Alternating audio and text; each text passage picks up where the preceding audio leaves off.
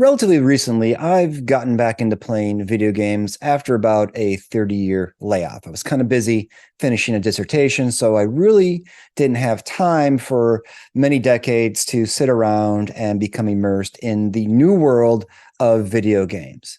Let me tell you something. They've changed a lot in the time that I've been away from them. I'm old enough to remember, as a boomer, that video games were as simple as Pong or Combat when those games first came out on the Atari console.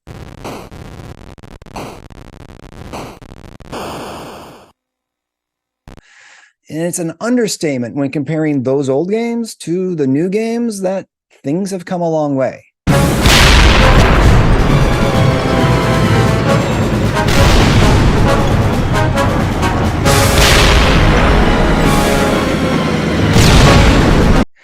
It's hard to say, if not impossible to say, where they might go, given the increasing computing power of computers, given virtual reality, given augmented reality, 8K television, and whatever else is dreamed up next.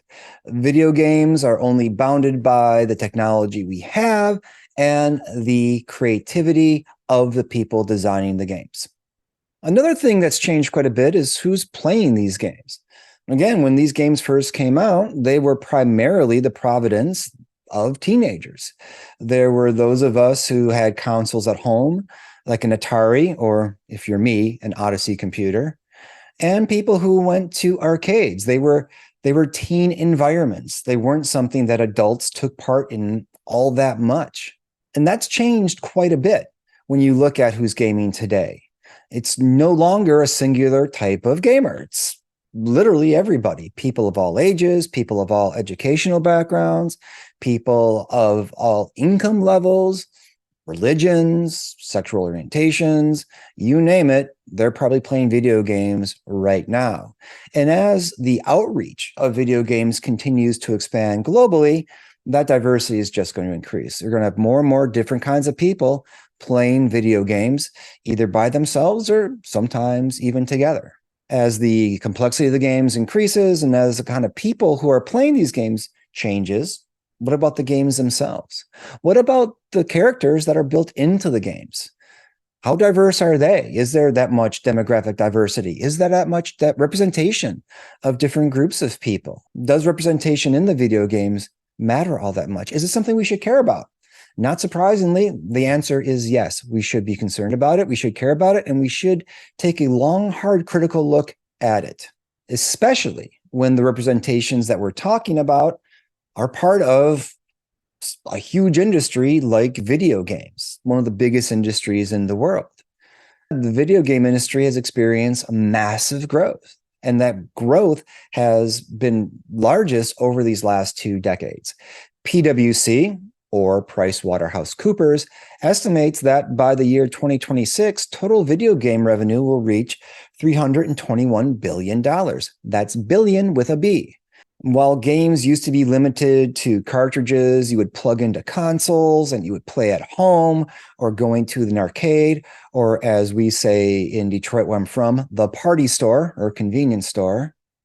You can play video games wherever you are today. When we play video games, who are we becoming? Who are these characters that we're inhabiting?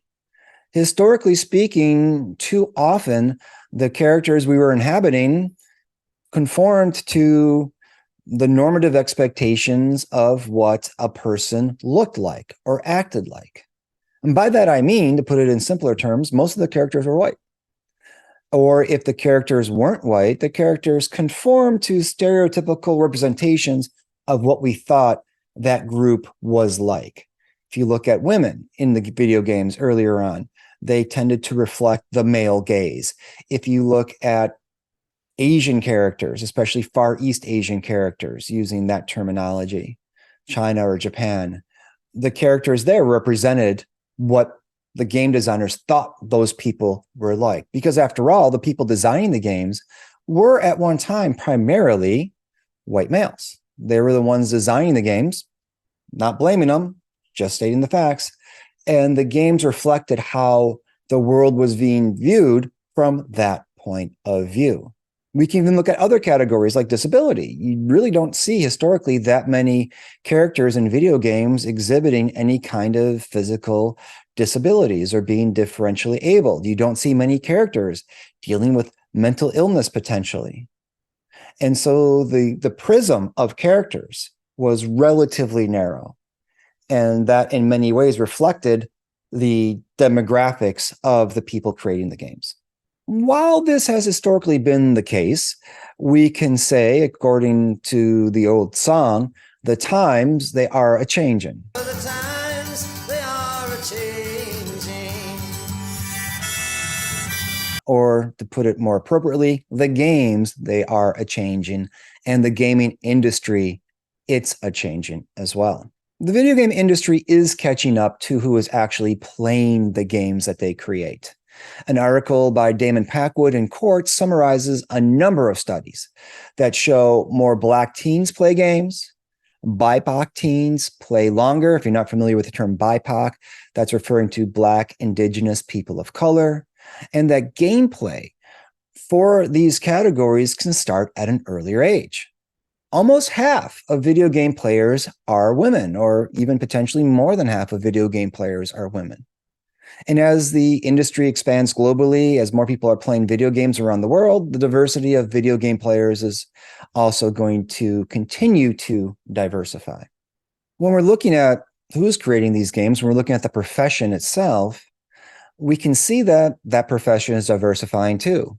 A 2020 article in the newspaper The Guardian pronounces, quote, "not so white, male and straight. The video game industry is changing." The article cites a University of Sheffield study that found that, quote, 2/3 of the UK's game development workforce is 35 or under. 28% are women and 2% non-binary. 10% come from BAME or Black and Asian minority ethnic backgrounds. 28% come from somewhere other than the UK, and 21% identify as LGBTQ+. A particularly surprising statistic, given that only 3 to 7% of the general population do so. Now, on the one hand, you might look at those numbers and see that there's increasing diversity. And on the other hand, you might look at those numbers and feel like there's a long way yet to go. And both things can be true. There is increasing diversity, but there might still be a long way to go. But that increasing diversity creates the opportunity for changes in representation, because now we have different voices at the table designing the games. And with those different voices, there is the possibility of having different outcomes in the games themselves. At the same time, even though the increased diversity of the industry might lead one to expect a change in the nature of the games, it's not always the case that this is going to work out on its own. We also need to look at who's in positions of power in terms of making decision. What games get green lighted, what games don't, what decisions are made and what the characters look like, how they act, what their clothing's like, what they represent. All of these things require leadership. And even though you might have a diversity in the workforce, doesn't necessarily always mean there's going to be a diversity in the product. But at least it's a starting point, and it's something that we can track over time to see what changes are being made. And to go back to the question, we can ask, why does any of this matter? After all, we're talking about a fantasy world here, right? We're talking about video games as a way of escaping the world around us, not to necessarily bring the world into it and to worry about the issues of the day when we're playing video games.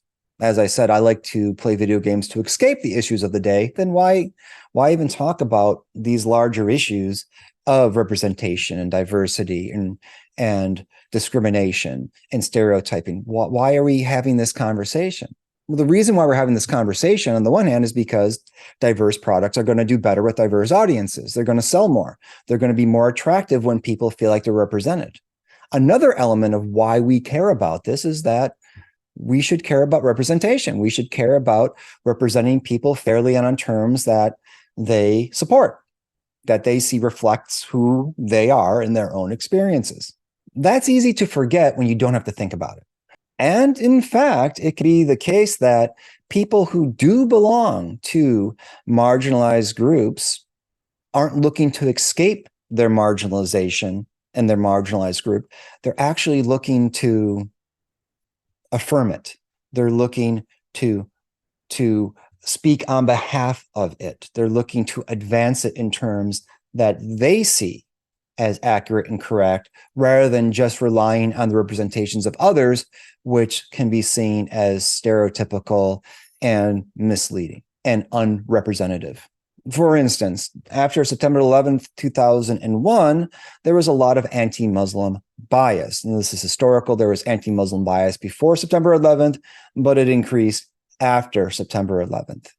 And people who were Muslim were targeted. Even people who were just suspected of being a Muslim were targeted and harassed. But at this time, Muslim women who didn't formally wear the hijab or the head covering started to. When you're being stigmatized and attacked, why would you call attention to yourself? Well, the answer is because to not do so would feel like abandoning who you are and the group you belong to. And that doing a head covering, wearing a hijab, or affirmatively stating this is who I am is a way of reclaiming the role, reclaiming the group, and reclaiming representation of the category. In other words, I'm not going to let you tell me who I am. I'm going to tell you who I am. And we can see this in video games as well, in terms of what players choose to play as and how they construct their own characters. For instance, a 2022 study titled Playing with Privilege, Examining Demographics in Choose Player Characters in Video Games did find that while white male game players did not actively consider the race of their characters, non-white, non-male participants did in fact look for representation in their characters. The authors summarized as follows, quote, as hypothesized, white male participants inhabiting a dominant subject position in the context in which the study was conducted were not motivated by self-representation when choosing characters in a hypothetical game and tended to choose visually non-representative characters. There was a significant difference in attitude and behavior between them and other participants because the white male participants did not recognize and ignored the possibility for self-representation in contrast to the other participants. In order to summarize, playing as a character that is like yourself can be really important when you are misrepresented or come from a marginalized group. You think about it more. If you belong to a group that's not marginalized, that's mainstream in terms of how we think about what a person typically looks like, then you have the luxury to leave yourself without even thinking about it. If you're a member of a marginalized or unrepresented or misrepresented group, you tend to think about representation in all platforms, including video games. This point was echoed in a 2018 paper titled The Privilege of Immersion, Racial and Ethnic Experiences, Perceptions, and Belief in Digital Gaming. And that study found, quote, if players game to represent who they are, engage and immerse themselves with greater freedom than life outside of gaming allows, it is those who face systematic discrimination that have the most to gain from changes in digital gaming norms. The authors continue on to say, diversity has shown to be wanted by players of all races, ethnicities, and to benefit players of all races, ethnicities. If digital gaming intends to represent humans, then it must do so carefully, as it risks harmful negative representations. Accuracy, collaboration, and information is thus paramount to addressing these issues. As a researcher on video game characters, representation, as well as user experience, Dr. Jessica Tompkins knows the importance of user feedback and representation to create games that are diverse and inclusive and that are viewed as being equitable. In her appearance on Experience by Design podcast, where she joined me and co-host Adam Ganwell, she discussed the need to have participation from underrepresented groups when designing video games. These groups need to be involved in their design at every stage of the design process. Video games are about exploration of other worlds and other characters, of people unlike ourselves, in worlds that are unlike the worlds we typically live in. But far from being just fantasy, those explorations, those representations can impact how we see ourselves and how we see members of other groups. And this point is especially true when we are speaking of groups that lack representation and inclusion in the video game medium. And when they're lacking representation in the video game medium, odds are they're lacking representation in other parts of society as well. Thus, to summarize, as games expand in terms of representation and inclusion, we are seeing more opportunities for different groups to be included.